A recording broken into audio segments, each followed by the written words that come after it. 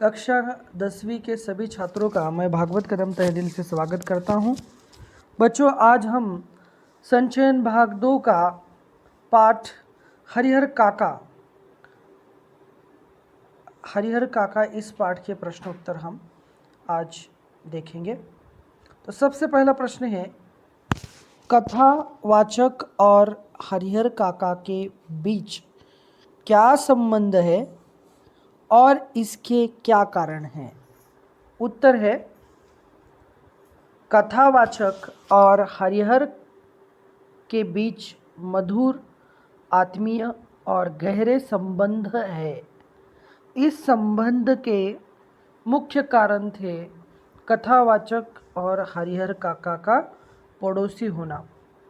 बचपन में हरिहर काका का कथावाचक को खूब प्यार और दुलार देना था तथा बड़ा होने पर कथावाचक और हरिहर काका का आपस में मित्रता का संबंध स्थापित हो जाना, जिसके कारण हरिहर काका और कथावाचक आपस में खुलकर बातचीत करते थे। दूसरा प्रश्न देखेंगे, हरिहर काका को महंत और अपने भाई एक ही श्रेणी के क्यों लगने लगे? उत्तर है, हरिहर काका निसंतान थे और उनके हिस्से में 15 बीघे उपजाऊ जमीन थी।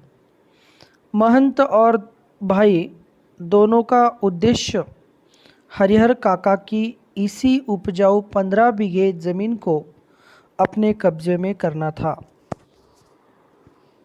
अपने इस उद्देश्य की पूर्ति के लिए दोनों ने पहले तो काका को अपनी चिकनी चुपड़ी बातों में फंसाना शुरू किया। जब उससे भी बात नहीं बनी तो उन पर ताकत का प्रयोग करना शुरू कर दिया। दोनों ही उनकी ज़मीन को हथियाने के लिए किसी भी हद तक जा सकते थे, इसलिए हरिहर काका को महंत और भाई एक ही श्रेणी के लगने लगे। प्रश्न तीसरा, ठाकुर बारी के प्रति गांव वालों के मन में अपार श्रद्धा के जो भाव है, उससे उनकी किस मनोवृत्ति का पता चलता है?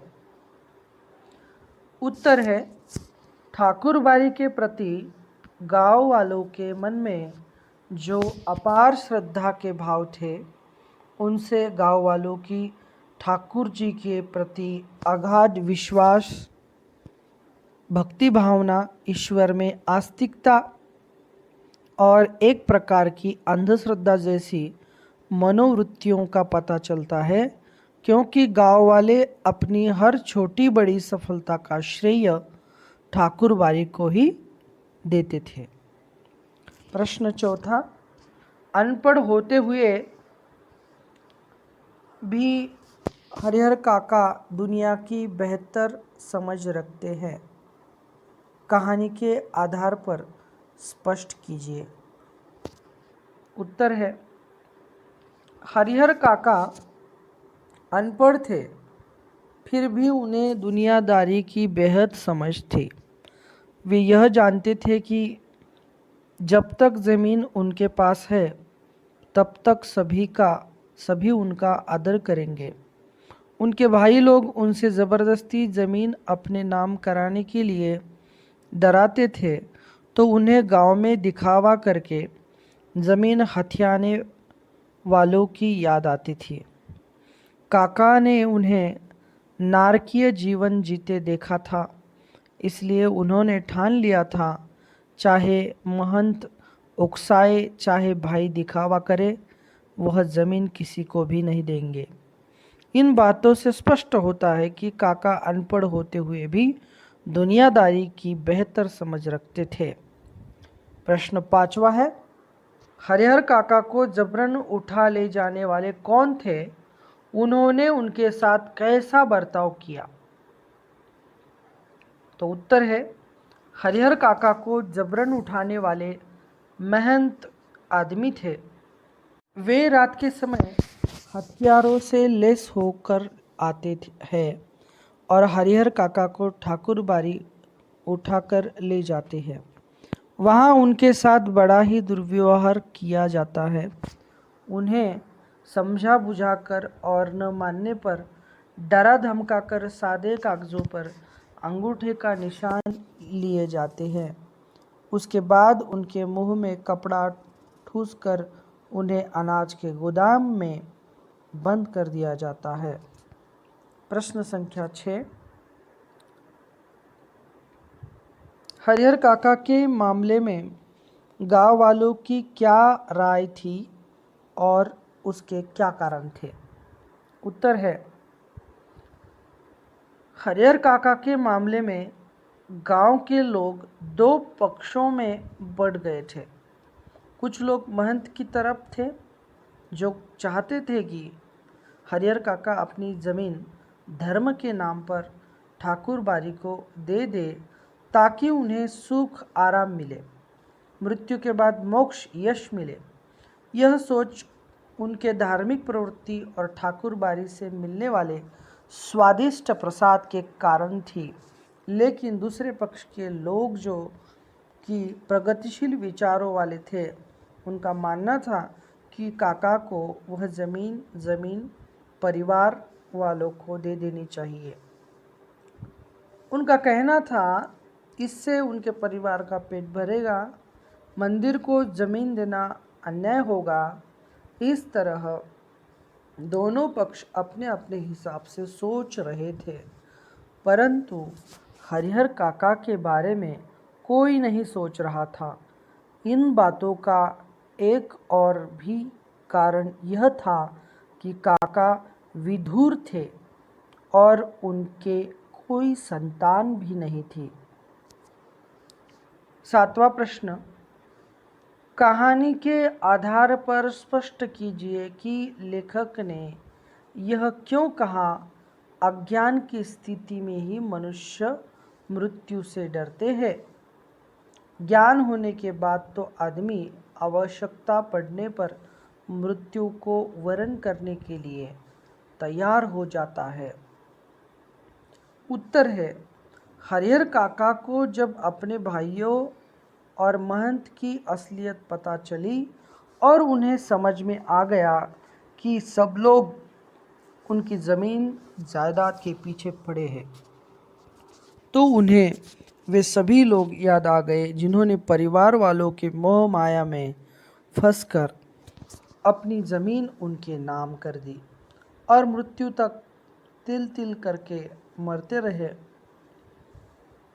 दाने दाने को मोहताज हो गए। इसलिए उन्होंने सोचा कि इस तरह रहने से तो एक बार मरना अच्छा है। अर्थात काका को मृत्यु जीवन की अटल सच्चाई है, यह पता चल चुका था। इसलिए अब वे महंत या अपने भाइयों के दिखावे या धमकाने पर भी अपनी ज़मीन किसी के भी नाम नहीं करना चाहते थे। अतः लेखक ने कहा कि अज्ञान की स्थिति में मनुष्य मृत्यु से डरता है, परंतु ज्ञान होने पर मृत्यु वरण को तैयार रहता है। 8वां प्रश्न है, समाज में रिश्तों की क्या अहमियत है? इस विषय पर अपने विचार प्रकट कीजिए। उत्तर है, समाज में रिश्तों नातों का एक विशेष स्थान है। सामाजिक जीवन को सुचारू रखने के लिए इनकी महत्ता को कोई नज़रअंदाज नहीं कर सकता है। परंतु आज समाज में मानवीय मूल्य तथा पारिवारिक मूल्य धीरे धीरे समाप्त होते जा रहे हैं। ज़्यादातर व्यक्ति अपने स्वार्थ के लिए रिश्ते निभाते हैं। आए दिन हम अखबारों में समाचार पढ़ते हैं कि ज़मीन जायदाद पैसे जेवर के लिए लोग हत्या जैसा घृणित कार्य करने से भी नहीं कतराते हैं।